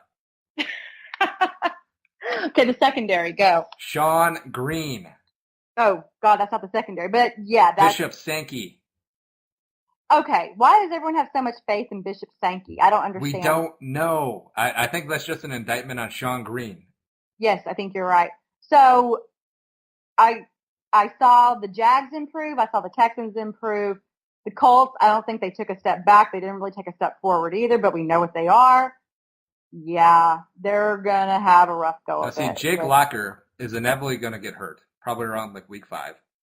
And then they have to turn to clipboard Jesus. Charlie Whitehurst, come on down. Whitehurst. I forgot he was there for a minute. So did he. He also lost his jersey number to the punter in an arm wrestling match, allegedly, but that turned out to be fake. Oh, did he really? Oh, it was fake. Dang, that's too bad it was fake. That would have been really awesome. Yeah, and it stinks because I actually like Tennessee. I like Nashville. And plus, the pride of Caledonia, Minnesota, which is the team that my high school, we played growing up, is Carl Klug, who is a beast of a defensive tackle who also played at Iowa. And he's down there. I think he's a rotational / reserve guy now, but he's a monster, so I want them to do well, except, you know what? When they rolled out the football in that rain-soaked LP field on last Thursday against the Vikings, the 4th preseason game, I know it's 4th preseason, but they looked terrible.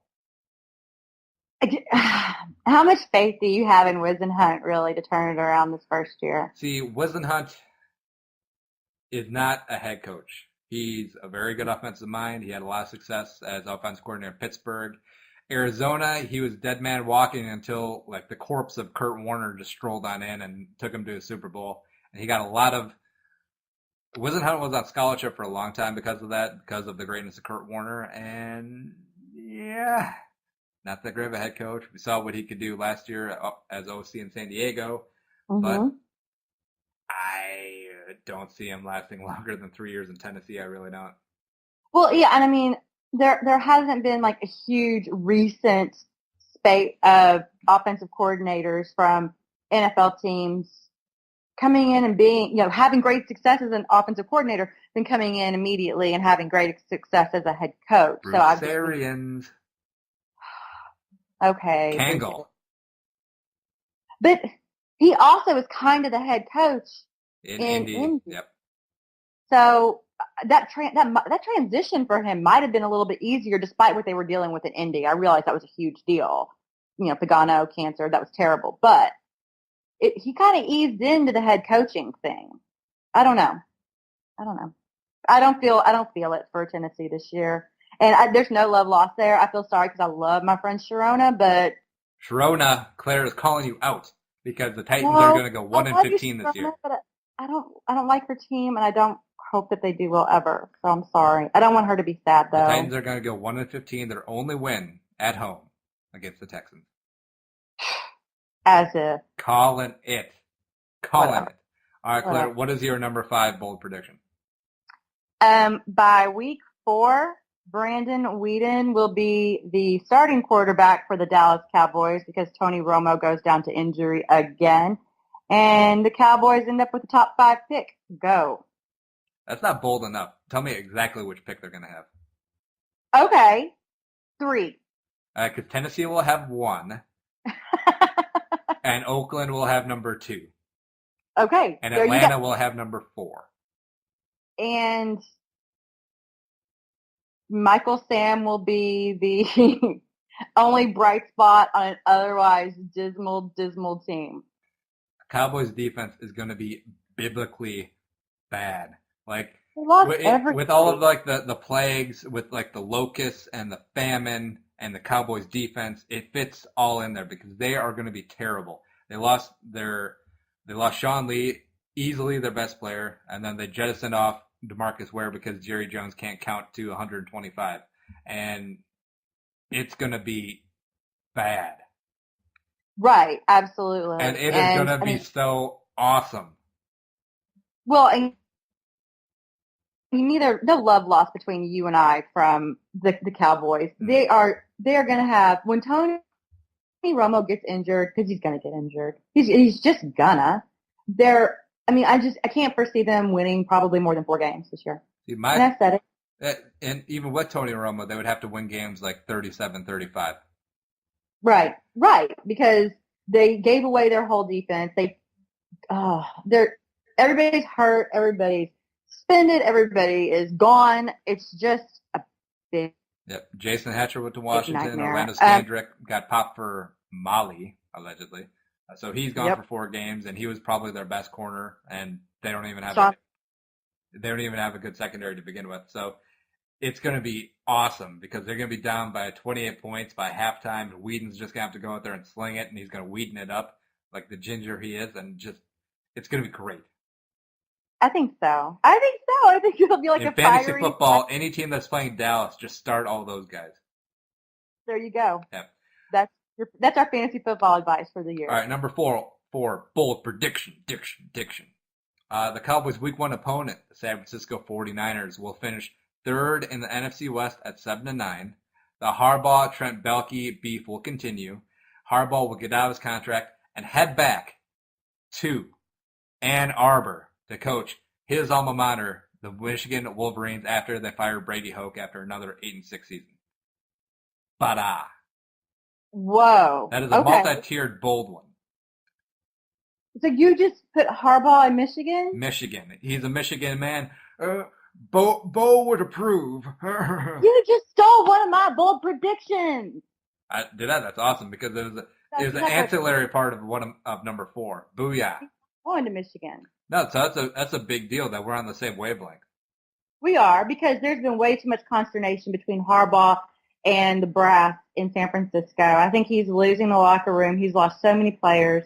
The team's decimated like the Cowboys almost on defense. And then he's in the 4th year of a 5-year contract, 3 NFC title games, and this will be the first year that they miss the playoffs even. And my bold prediction, boldest of this whole group right here, he goes on to coach the Cowboys next year. No. But Yes. Jerry Jones trades for him. Well, he won't have to trade for him. Or if the 49ers and Harbaugh just agree to consciously uncouple. Exactly. Very Gwyneth of you. Because the 49ers are going to struggle this year. I mean, Ray McDonald, we'll see what happens there, but Alden Smith suspended 9 games, and then Navarro Bowman's not going to be back, and Chris Cook is on the active roster, so that's a detriment. Yep. So, I don't know. I mean, it's interesting that our 4th point tied together that closely. But, yeah, I see Jerry Jones offering the farm for a Harbaugh and maybe even relinquishing some of the personnel decisions and giving Harbaugh that, because Harbaugh doesn't have that in San Francisco. Jed York has all that. I think Harbaugh wants it. I think that's a point that they argue about in San Francisco. I think Jerry will give him a little bit of that, because Jerry will realize that you will have to accept the decisions he makes are not advancing his team anywhere. And Jerry Jones really only turned power over to the head coach twice. Most recent time, Bill Parcells turned out and then the previous time was, of course, with Jimmy Johnson, and that went okay. Well, it went well, except for that Jimmy Johnson wanted to, take credit for it. Just a bunch of Arkansas boys doing big things in the Big D. Yeah. Well, that's why Arkansas needs to stay in Arkansas. Speaking of big things, they don't have an NFL team. Number 3 of the bold predictions.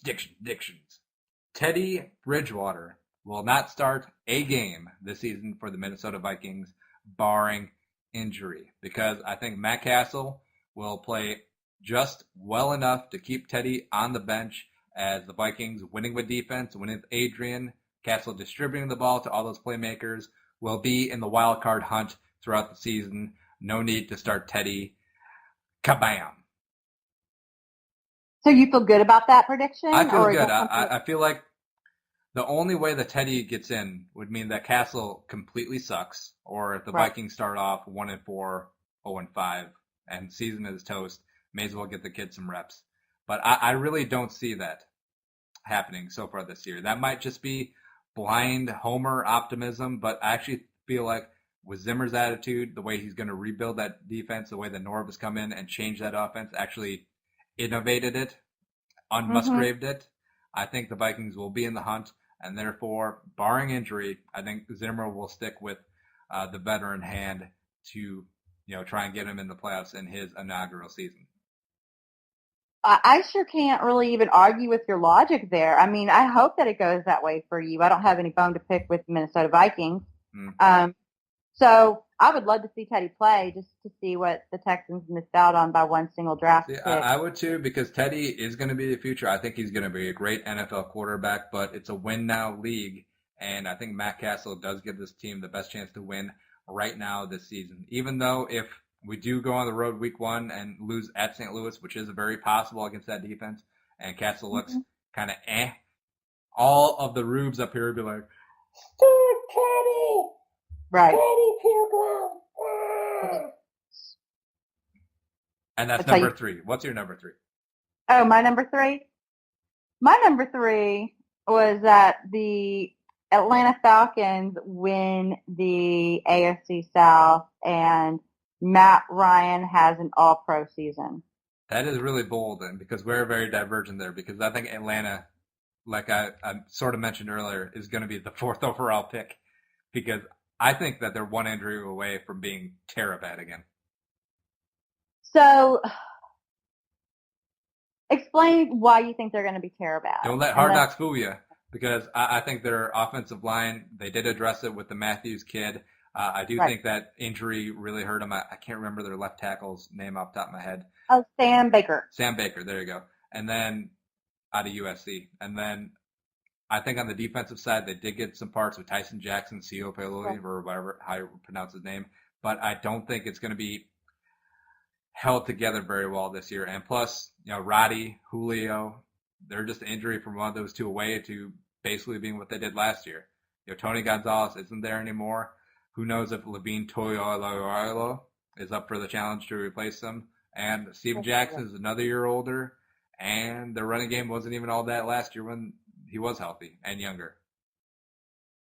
Okay. Well, I feel like Toilolo.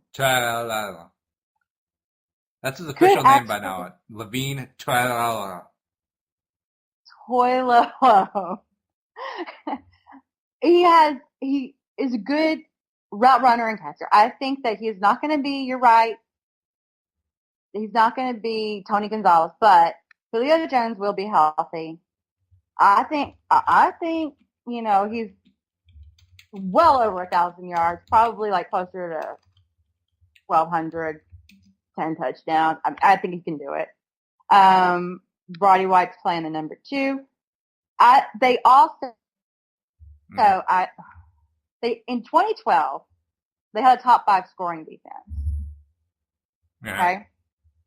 2013, they did not. They definitely did not. But they had a lot of injuries. A lot of people are coming back for them. They beefed up the defensive line. They replaced Akud. They worked on getting back to what Mike Nolan had done with the personnel he had in 2012. I think that their defense is actually going to be improved this season. They're going to miss Witherspoon. I'm sorry? They're going to miss Witherspoon. They are going to miss Witherspoon. I do. Know that, definitely. But there are also holes in the other teams in that division that I don't know. At the Saints. Saints are going to roll, baby. They're going to roll? They are going to roll. They are going to bring it. Okay. You say so. I think my prediction's right. Mostly because I have Brandon Cooks. I do too. I have Brandon Cooks on one of my teams. Oh, one of your 7 teams? 5. Except you're going to be playing against Brandon Cooks on all of the other teams. All of your other leagues. It happens. So. All right. Sticking in the fantasy vein. Number 2, bold prediction. Doug Martin, sticking in the NFC South, will be the number 1 scoring non-QB in fantasy football this season. Kabuyakasha. Revert to the 2012 muscle hamster. Okay. Yeah. I'm not as familiar with Tampa Bay, but didn't their offensive line look like a total, complete meltdown piece of crap in the preseason? Did. But guess what? Logan Mankins. Oh, yeah, I forgot about Logan Mankins, and unfortunate injuries to Mike James and Charles Sims, who were going to chip away at Muscle Hamster's third down attempts and passing situations. Okay. I think he is going to be awesome. And Lovey even gave him high praise. And he basically said, no, I guess he is a 3-down back. He is going to be a workhorse. It is going to be beautiful. Doug Martin, Muscle Hamster, is going to carry my fantasy football team, the Zoe Dave Chappelle's, all the way to championship land. The Zoe Dave Chappelle. Yeah. All of my fantasy teams throughout the years have to be puns. See, and I got away from that this year. I just named all my teams one thing, and they're all named the same thing. What's the team name? You really want to know? Yes. Dick. Oh, that's it? That's it. Oh. No puns, no nothing. Like people say, you don't have Dick. Like you don't have anything. Nothing. My name is Dick. It's nothing. Well, if I know anything about your fantasy football prowess, that's about how much you're going to win from all 7 of your leagues. Oh, okay. There's 5. And you should see my rosters. Of course, you went on about your rosters, but mine are pretty impressive. Yeah. You'd probably be jealous. You'd probably shed tears of jealousy. You got Peyton Manning, and then you have Andrew Luck backing him up, and then you got Adrian, and then you have Jamal Charles, and then you have Shady in the flex because, woohoo, I'm so good at drafting. Pretty close. In a one-team league. Pretty close. But we're already off the rails. What is your number 2 bold prediction, Diction? Okay. This isn't really that bold, but I think that the Browns are going to be so awful by the end of game 3. They go into their bye week, which is in week 4, which is always a travesty, I think, to have your bye that early. That's pretty rare. It's lame. Week 5, they start Johnny effing football Dun, dun, dun, dun. in hopes of avoiding having 2 top 5 picks this year. And then they're unsuccessful. Oh, what if they end up with the number 1 and number 2 pick? Wouldn't that be crazy? That'd be awesome. Trying to think of the last time that happened. I think the Colts had that one time. Did they? I'm pretty sure. Well, all I can say is I think that it will be a rough season. I'm hoping that at least he passes the ball to Jordan Cameron because he's my tight end in 2 leagues.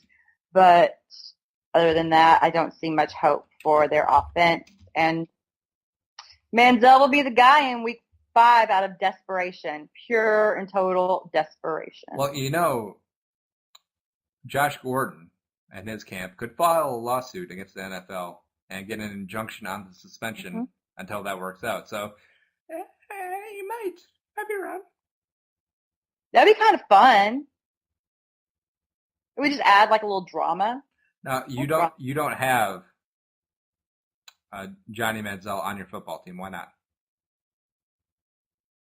Why don't? Because he's nothing like anything that Bill O'Brien has ever coached before. No. I meant your fantasy team. Oh, well, he's hardly even been drafted in many of my fantasy leagues. So he's out there. Gotta pick him up. I'm not wasting a roster spot on a guy who may or may not ever produce any points in the NFL. Oh, who would you rather have? Would you rather have Tebow or Manziel? I don't have to have either. But in one league, I have Peyton Manning and Jay Cutler. In another league, I have RG3, Jay Cutler and Fitzpatrick. Oh, good for you. I'm just saying, I'm good at QB. I don't need Johnny Manziel. Okay. And just for reference, I looked up, because I thought the Browns might have had 2 top 5 picks, but no, 2000, when they drafted Courtney Brown, number 1 out of Penn State, the Browns did. The Redskins had the number 2 and 3 picks that year. They picked up LeVar Arrington and Chris Samuel, so that worked out pretty decent for a while. Yeah, they didn't do so bad, but this is the Browns, and they really can't do a whole lot right. Yep. Was it you who said you had faith in Pettin as a head coach? I don't have faith in Pettin as a head coach. I think he's going to be very good. He's going to get that defensive house in order, but I don't know about him as a head coach. I think he might fit in the Rex Ryan mold, where a better defensive coordinator than a head coach, and kind of like the Wade Phillips as well. And Right. I really hope Mike Zimmer doesn't fall in that category. I do have my doubts. I do have my worries, but we'll see. And okay, we're a little bit off topic, but real quick, I think that I have an issue with the way Patton ran this whole QB thing and Josh Gordon thing during the preseason when he has brought in a whole new system. He has a new quarterback and then that whole controversy of who's going to start. And then you're giving so many reps with Josh Gordon or Manziel to Josh Gordon, and Josh Gordon you knew would probably not be playing for you this season. So I don't think he's made very good decisions so far. Like it's his first time as a head coach or something. Well, he's not like he hasn't been in the league. See how people should do things. Okay, shut. All right, and my numero uno bold prediction for this segment. Thomas Jerome Brady wins his 4th ring this season. Kaboom. Even without Mankins, and probably even without Gronk once Gronk gets hurt. Tom Brady brings home all of the cheddar, because that defense is going to be much improved with Revis. Yes. Bring it. I want a player who has an island. I want one of those. Well, it made more sense when we played with the Jets, because Manhattan actually is an island, but Foxborough is basically kind of on a peninsula. That didn't really even occur to me. But yeah, no, actually I agree with you, and I've already made that call. So yeah, I'm with you. All right, and what's your number one bold take? J.J. Watt hits the 20-20-20 club, 20 sacks, 20 TFLs, 20 batted balls. Last year, very close, 20 and a half sacks, 23 and a half tackles for loss, 16 batted balls. He's going to get there. Now that the triple team will have to go away from J.J. Watt because they have to deal with Jadeveon Clowney. Boom. That is something. All right, so what's your overall take, non-BS assessment, prediction for the Texans record this season? It was just, I wanted them to improve. Honestly, now looking at the division, I see that we could go probably 8-8. If all goes well, the Texans can go 8-8. Hey, that's a good job when everything was horrible last year and we have a whole new coaching staff. And Andre Johnson wants to jump ship. No, he doesn't. He's good now. He's happy. He's smiling again. But look, we're going to suck. Speaking of, Andre Johnson was on those 2001 U teams as well, early 2000s. He was. I couldn't believe you left him off. Disgusting. But sometimes you give me a lot of speaking time, so I don't complain. But sometimes it's hard to get a word in edgewise. So Shockey, Willis McGahee, Najee Davenport, Portis, Gore, gross. They didn't have a lot of good offensive linemen that era. Bryant McKinney, I guess.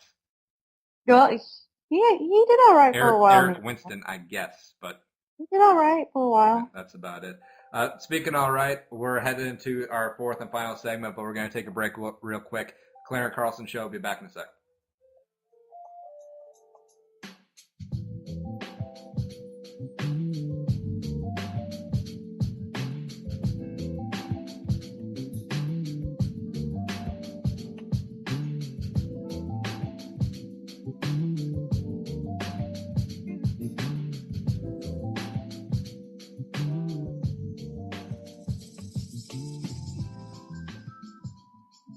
And we're back wrapping up things. We still haven't been shut down by Goodell or Kevin Bacon, so this is a very good day. Also, Eric Winston didn't crush us either, even though I took a shot at him. We're having a stellar show, Andy. No one's shutting us down. Yeah, and speaking of shutting down, we are going to get into our Week 1 picks, and Claire and I's contest is Weeks 1 through 17 of the regular season. We will be picking the full slate of games, and at the end of the year, we'll see who's ahead and who is behind, and the winner gets to pick the loser's avatar throughout the duration of the playoffs. I think I'm still going dildo in ear. I'm going to come up with something better for you than that.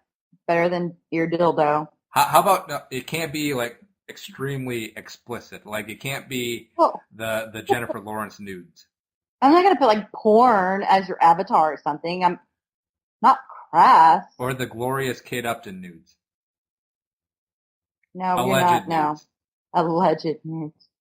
Or No, we're did not you doing see that someone photoshopped the Verlander yeah. nude in with the Cecil or Prince Fielder? Yeah, I saw that. That was pretty epic. That was great. You can't unsee that. And also something you can't unsee is the Fail Mary rematch, which happens on Thursday on NBC. Green Bay at Seattle. I got Seattle. Claire, who you got? Seattle. Just straight up. No Straight up explanation. Seattle. Aaron Rodgers can't get it done. It's going to be hard. His receivers going to be covered like crazy unless the NFL pulls back on that illegal contact thing. I mean, if the NFL pulls back on the illegal contact thing, which a lot of people expect the NFL say, and they're not pulling back on it, but 75 illegal contact penalties. The game ends at 3 a.m. Pacific time. Oh my God, that's 2 days. And on to the next one. Sunday games, and as the lady, I'll let you pick first. New Orleans at Hotlanta. Who you got? Saints. The first match, Saints. the Saints. I got Saints too. Minnesota at St. Louis. Who you got? Where's my Minnesota at St. Louis? Well, I will just go with Minnesota. St. Louis is a train wreck with their QB situation. We don't know what's going to happen with that. Person after my own heart. I got Minnesota as well. Homer pick. Cleveland at the Berg. Cleveland at the Pittsburgh. Cleveland written down. Pittsburgh, obviously. Yeah, Pittsburgh's at home. They're going to have a field day with whoever's playing quarterback. Yeah, Pittsburgh. I got Pittsburgh too. Jacksonville at the Eagles. What is Philly? Philly. Oh, well, Jacksonville's at Philly. They're in Philly. Yeah, Philly. Philly, I got Philly as well. Kind of chalk so far. We haven't disagreed much. Oakland at the Jets. I'm assuming you're going Jets. Jets, Jets. Jets. Cincy at Baltimore. Who you got? I'm gonna go Cincinnati. Damn it, we agree again. Oh, crap. I was trying to be contrarian. Dun, dun, dun. Well, here's one where you can be contrarian. Buffalo at Chicago. Chicago. I got Chicago as well. Washington at Houstonian. Houstonian. Good. I got Washington for the road upset, baby. You're so full of crap. I'm never picking Minnesota again. Tennessee at Kansas City. KC. Yep. Sorry, Toronto. Tennessee is going to be terrible. New England at Miami. I'm going to pull an upset. I'm going to go Miami. I got the Pats all the way. Carolina at Tampa Bay in the late game. First of two. Carolina, I got Tampa Bay. Nice. San Francisco at the train wreck of Dallas. San Francisco. Yeah, I think they pull it together too. Indy at Denver, Sunday Night Football on NBC. Denver. I got Denver as well. Giants at Detroit in the first of two Monday night games for some reason. Yeah, what is that? Kind of cool though. I'll go Detroit. I got Detroit as well at home. And the last one, San Diego at Arizona, starting at 10:20 Eastern Standard Time. Mm-hmm. Who you got? Arizona. I got Arizona too. So let's see where we differ. Well, we differ. Washington and Houston, New England and Miami, Tampa and Carolina. I got Tampa. And that's about it. The rest is chalk, so it comes down to 3 games. Wait, did we both pick Cincy at Boston? Yes, we did. Okay, great. Dun, dun, dun. You're keeping up with this because my list is already a train wreck. No, yeah, I will keep up with all the stats. And, of course, once I get out to like a 30-game lead by week 9, we'll revisit that. In your dreams, homie. We'll offer a buyout. Oh, okay. I'll be like, all right, so I get to pick your avatar for X number of weeks as opposed to the whole playoffs. Suck it, dude. I'm going to pick your avatar. Now it's going to be like totally graphic and you're going to be embarrassed. It's going to be all Verlander and Prince Fielder up in that mother. Yeah, full frontal though. All right, so that was one of my pet peeves from the week. But yes. Last segment I wanted to talk about just overall pet peeves, something that pissed us off or annoyed us lately. So Claire, as someone who likes to rant about things, what has been your pet peeve this week? Okay, so it's one pet peeve because I got a couple that are short. Yeah, just list them off. Okay. Fire. Houston, you have a problem. Okay. Oh, nice. every stupid time that something happens with Houston sports, this is the laziest, most old, inane. I just can't even anymore. Okay. The phrase was originally uttered in the movie that way of Apollo 13. But the actual phrase that came from Apollo 13 wasn't quite that. It was like, there's a problem here. Or it was sort of mixed around. But that happened in like, what, 40 years ago? Can we get over it already? Done with that. You want to go it's so iconic. It's so overdone. How many times has John McClane used it in the last year? He probably says it when he gets up in the morning. You leave Wilford Brimley alone. I'm sorry. I understand he is a very well acclaimed nationally with the whole Pro Football Writers Association of America. That man went on local radio on the Houston's flagship and said, "Oh, when I go to training camp, I just sort of chit chat. I've never really seen anything in practice that actually translates to the regular season." You get paid to go see something that people would kill to see, and you don't even pay attention to it? What is wrong with you, man? Killed is a little extreme. I'm sorry, but he's terrible. Wow. I'm done. Is that your end of rant? No, I mean, I have more. The Right. NFL.com, they have ads. You can't mute the ads. I don't understand. How can you put something on a computer that the person can't not have to listen to? That's BS. I think that's pretty much any website that plays a video where you don't specifically click on it should be burned in a dumpster. It should be. And you know what? I don't do podcasts about anything but football, so oftentimes I'll do a little research while we're speaking, but you can't go to NFL.com because every dang time the ad plays and you can hear it. So it ruins everything. And my last one is LSU, number 65, the offensive line guy. I don't know his name. Why can't he get a jersey that fits? His jersey was like from Gap Kids. And his whole entire huge offensive lineman belly is just poking out for the world to see. And he's pretty excited about it from everything I understand. Well, they always wear their jerseys that tight so D linemen can't get their mitts on them. They can't get anything to grab onto and whip them around. Well, you can wear it. Maybe he's proud of his belly. His food baby. It can be short. I mean, it can be tight. Sure, fine. Maybe he wants to be a go-go dancer, except go-go spelled G-A-G-E-A-U-X. G-E-A-U-X. Go-go dancer. Yeah, well, okay. I see that you don't agree with my pet peeve. Turbo pond. I don't like it. All right. And my pet peeve, to bring it home, is sort of relates to the media, but it kind of bugs me when media personalities list their Twitter location as like on your TV or on a plane or in a hotel room somewhere. And we get it. You have an awesome job. You get to travel, and it's very jealous. But you don't need to rub it in people's faces, man. While we're talking about media people, on your TV. On your TV is where I'm located. Plus, you suck at interviews. That too. But there are a handful of very prominent media people who the second you say something to disagree with them, oh, I'll use my block button. They start talking about blocking people. It's like a threat.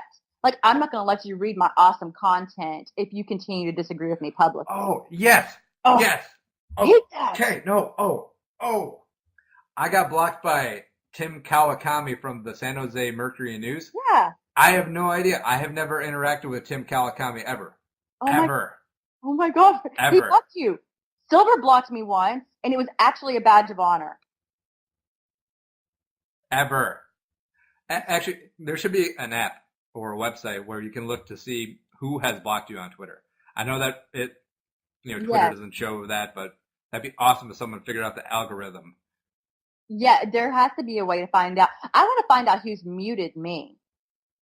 Because it's like, how many followers do you have? All of them. You have all the followers, but I just I'm just saying all of your followers have muted you. Oh, all of them? Well, some of them interact with things I've said, so that can't be muted. But I just want to know who follows me that doesn't have the cojones to just unfollow me and would rather just mute me. But is it one of those situations where they can't unfollow you because when you see it, you'll unfollow them and they can't stand to lose one of their 17 followers? That sounds like a very big personality flaw on their part and not really my issue. I'm not going to lie. I've been in those situations before because I have such a weak ego. Plus, like a third of my followers are just like porn spam bots anyways, but I don't block them. But they're not bothering you. I got a weak ego. I only mute people who I genuinely like in real life, but who are intolerable about certain things on Twitter. And then, I'll just do it for like a week and see what happens. And then they'll come back with like the actual thanks, Obama, except not in the joking manner. Right. Thanks. Oh, shut up. Okay, yeah.